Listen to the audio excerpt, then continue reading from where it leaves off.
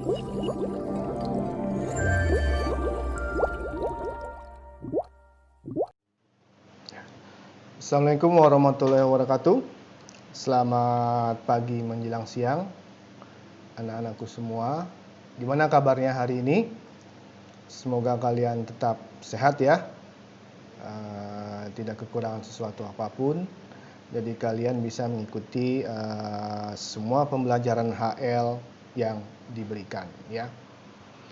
Nah, Bapak ingatkan sekali lagi nih, kemarin pengurus kelas sudah dibentuk ya. Nah, kedepannya tolong nanti bantu sekretaris ataupun ketua kelas untuk mengatur bagaimana perbendaharaan uang kas, gimana bagusnya pengelolaannya, lalu tim piketnya siapa-siapa, tolong di draft, di sket ya, siapa yang kerja hari ini sampai dengan hari Jumat. Karena kalau untuk posisi tempat duduk itu tetap pembicaraan terdahulu yang Bapak putuskan. Kalian tidak boleh milih teman sendiri ya, karena nanti Bapak yang akan pilihkan. Karena yang berkacamata di depan, yang pendek di depan, yang tinggi di belakang ya. Oke, kita udah siap belajar hari ini? Oke, baik, kita mulai ya. Kemarin waktu Bapak jelaskan KD untuk OTK keuangan itu adalah KD 1 tahun ya. Mulai dari KD 31 pengertian administrasi keuangan sampai dengan KD 318 atau laporan pengelolaan keuangan. Nah, di sini Bapak bagi lagi karena OTK keuangan itu kalian pelajari dalam 2 kelas. Nah, maka kelas 11 itu sudah kamu tuntaskan kemarin, yaitu dari KD 31 sampai KD 39. Nah, khusus untuk kelas 12 ini yang Bapak tekankan, kita mulai dari KD 310. Apa itu 310? Yaitu memahami dana kas kecil ya. Sampai dengan 318 mengevaluasi laporan dana kas kecilnya ya. Jadi kelas 12 itu ada kurang lebih 9 KD.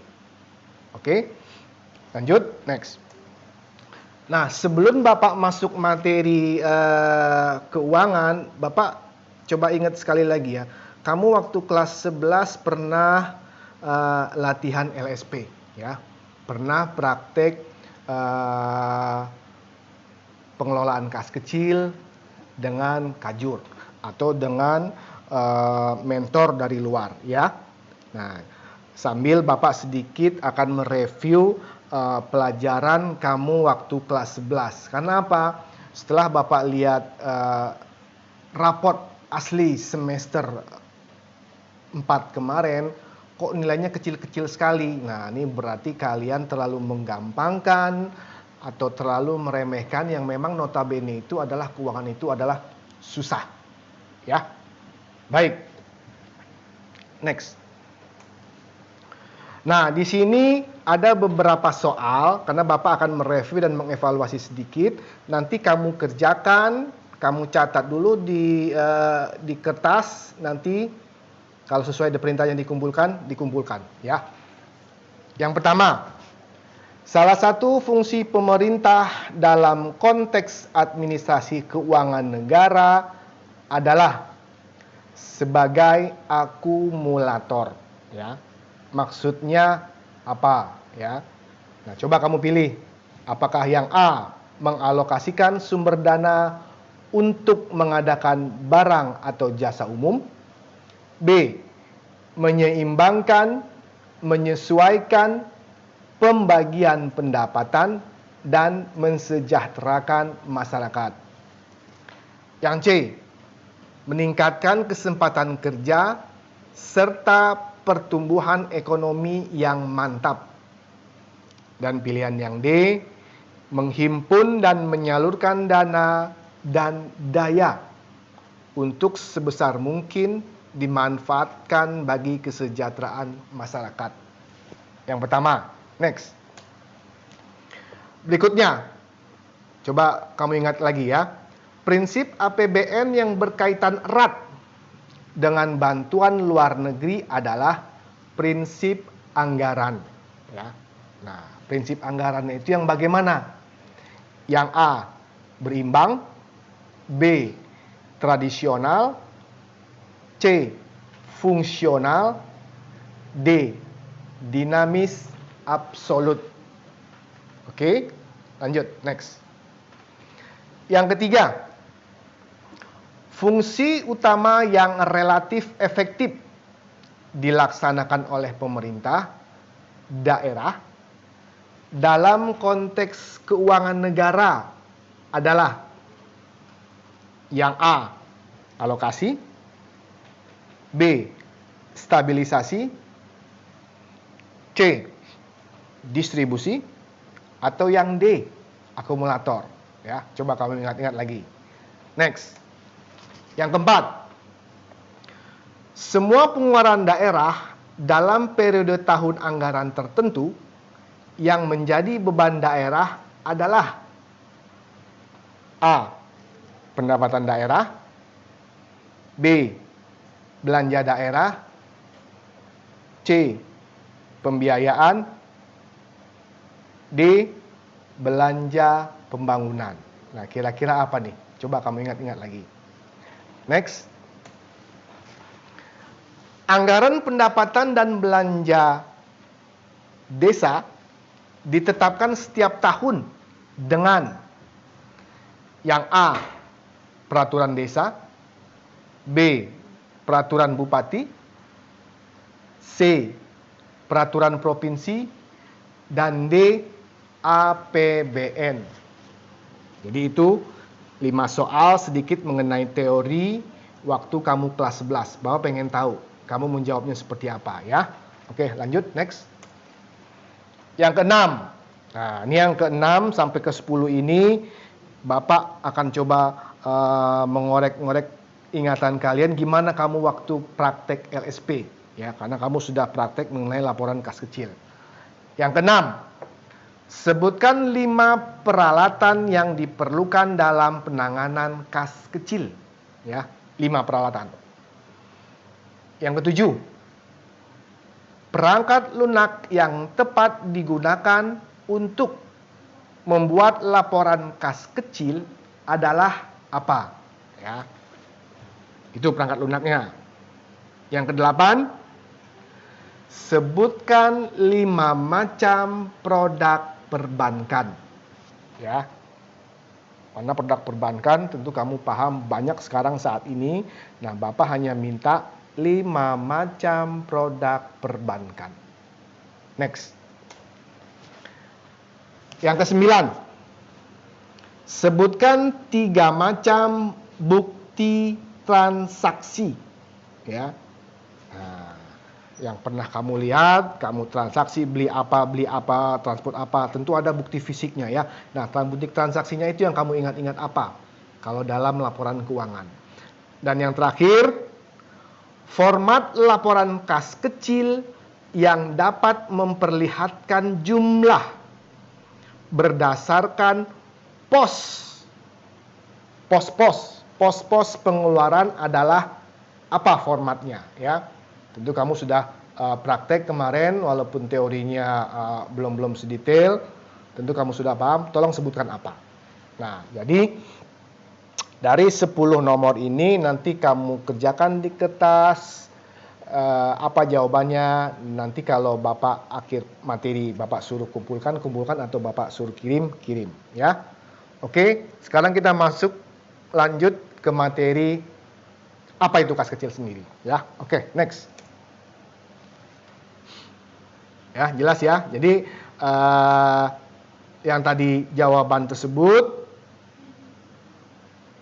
tolong kirimkan ke dalam WA group saja ya. Karena Bapak berpikiran kamu kalau ngirim ke dalam WA group tentu kamu juga bisa memberi pembelajaran kepada yang lain. Oh, jadi menurut si A ini, menurut sini, menurut si B ini, menurut C sini ya. Nggak apa-apa main contek-contekan, tetapi dengan catatan tentu yang Bapak akan ambil dan nilai adalah 10 pengirim pertama yang jawabannya benar dan cepat, ya.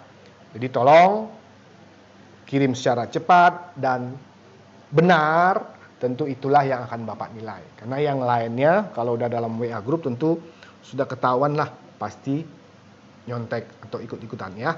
Oke, Bapak tunggu di WA grupnya jawabannya seperti apa, kirimkan, nanti Bapak lihat. Next. Ya, sekarang kita masuk kas kecil, ya. Apa itu kas kecil? Ya, kas kecil itu orang sering beranggapan adalah atau awalnya itu mengatakan seluruh penerimaan dan pengeluaran uang pada perusahaan sebaiknya menggunakan cek, ya. Itu apalagi dalam masa pandemi sekarang, semua orang beranggapan uang fisik itu sudah tidak ada, ya. Jadi semua menggunakan uang elektronik. Lebih-lebih kalau dalam perusahaan mereka tidak mau mengeluarkan uang kas, tapi mengeluarkan uang dalam bentuk cek. Itu asal usulnya, ya, mengenai kas kecil ini. Berikutnya, akan tetapi banyak pengeluaran yang jumlahnya relatif kecil. Itu jelas, karena kalau cek itu jumlahnya banyak dan keperluannya besar. Nah, sekarang untuk yang jumlahnya relatif kecil dan tidak efektif dan efisien bila menggunakan cek. Jelas, ya, misalnya buat beli bensin, buat beli transport, itu nggak mungkin dengan menggunakan cek, ya. Bahkan ada pengeluaran kas yang tidak mungkin bila menggunakan cek, yang seperti tadi, misalnya pembayaran ongkos taksi dan pembelian makanan di warung, selain beli bensin, ataupun transport, ataupun katakanlah seperti beli rokok, ya. Nah, itu sesuatu hal yang tidak efisien kalau menggunakan cek. Next. Nah, oleh sebab itu, ya, dari asal usul atau dasar mengapa pengeluaran harus dalam bentuk cek dalam bentuk besar, tapi kita juga harus mengeluarkan remeh-temeh dalam bentuk uang kecil untuk kegiatan-kegiatan yang tidak efisien dan sederhana. Nah, makanya diperlukan dana dalam bentuk tunai yang disebut dengan kas kecil atau petty cash, ya. Itulah dasar mengapa perlunya petty cash, karena tidak semua kegiatan besar harus menggunakan cek, harus menggunakan pembukuan yang detail, tapi cukup ya menggunakan uang receh atau uang-uang kecil, ya. Itu dasarnya mengapa kita perlu kas kecil atau petty cash. Oke, lanjut. Next. Kas kecil itu dibuat atau dibentuk berdasarkan surat keputusan direktur atau manajer keuangan pada suatu perusahaan yang menetapkan jumlah dan sistem pencatatan. Jelas, ya, segala sesuatunya itu harus ada dasar hukumnya, harus ada surat keputusannya, ya. Nah, khusus kas kecil ini karena dia ada dalam ruang lingkup kantor, maka biasanya yang membuat keputusan adalah direktur atau manajer keuangan, ya. Maka dengan demikian, kas kecil dapat diartikan sebagai dana yang dibentuk untuk pembayaran atau pengeluaran yang jumlahnya relatif kecil. Ya, itu jelas. Jadi sekali lagi, kas kecil hanya dipergunakan untuk pembayaran atau pengeluaran yang jumlahnya kecil, ya. Seperti yang disebutkan tadi. Oke, next. Pemegang kas kecil itu biasanya ditunjuk oleh direktur atau manajer keuangan yang berkewajiban mempertanggungjawabkan pemakaian dana kas kecil. Pemegang kas kecil tidak boleh dirangkap oleh kasir atau pemegang kas besar. Jadi jelas, pemegang keuangan yang formal atau yang jelas dalam undang-undang atau peraturan diatur itu adalah bendahara, ya. Bendahara itulah yang tugas fungsinya adalah mengatur keuangan, baik uang masuk maupun uang keluar. Nah, khusus buat kas kecil ini, yaitu dia bukan dipegang oleh bendahara tersebut, ya, karena bendahara tidak mengurusi untuk hal-hal yang kecil. Nah, sekarang coba kamu ingat lagi, kamu ini jurusan apa? Jurusan OTKP atau dulu sering disebut dengan sekretaris, ya. Nah, biasanya untuk kegiatan kecil atau kegiatan pengeluaran dalam jumlah kecil dan yang memakai dana kas kecil itu biasanya dikelola oleh seorang sekretaris, ya. Kenapa? Sekretaris adalah ya bisa dikatakan tangan kanan dari seorang direktur, yang mana dia membutuhkan catatan atau membutuhkan keuangan penunjang, ya, keuangan penunjang kegiatan seorang direktur. Ya, contohnya misalnya buat beli bensin atau buat beli rokok ataupun ya biaya-biaya entertain lah. Misalnya kebetulan dia ada tamu, perlu 200 atau 500 ribu buat makan. Nah, itulah yang disebut dengan penggunaan dana kas kecil. Jadi, sekali lagi, bukan oleh kasir atau pemegang kas besar atau bendahara, tetapi biasanya dipegang oleh sekretaris. Paham? Baik, next. Peralatan atau dokumen yang dibutuhkan dalam pengelolaan dana kas kecil. Ya. Nah, sekarang kalau kamu sudah bertindak sebagai seorang pemegang kas kecil, berarti kamu sebagai seorang sekretaris, atau kalau cowok biasanya itu sebagai administrasi umum atau front office, ya. Nah, peralatan-peralatan atau dokumen yang dibutuhkan dalam pengelolaan dana kas kecil apa saja sih, ya? Nah, di sini bukti-bukti atau peralatan tersebut adalah harus adanya bukti kas keluar atau BKK, ya. Itu sudah pasti. BKK itu adalah rincian untuk satu kegiatan, ya. Jadi misalnya dia buat transport berarti satu nomor kegiatan. Lalu berikutnya untuk bensin karena bisa untuk beberapa hari, atau misalnya buat fotokopi. Nah, itu bukti fisik kas keluarnya itu adalah untuk satu kegiatan satu nomor. Lalu yang kedua, apa saja yang dibutuhkan? Cek. Itu udah pasti. Karena apa? Sekretaris memperoleh dana kas kecil tentu dari bendahara. Nah, bendahara biasanya mengirimkannya dalam bentuk cek. Nih, cek 2 juta atau 3 juta. Tolong cairkan di bank. Nah, itulah dalam bentuk cek, karena kamu terima dalam bentuk cek.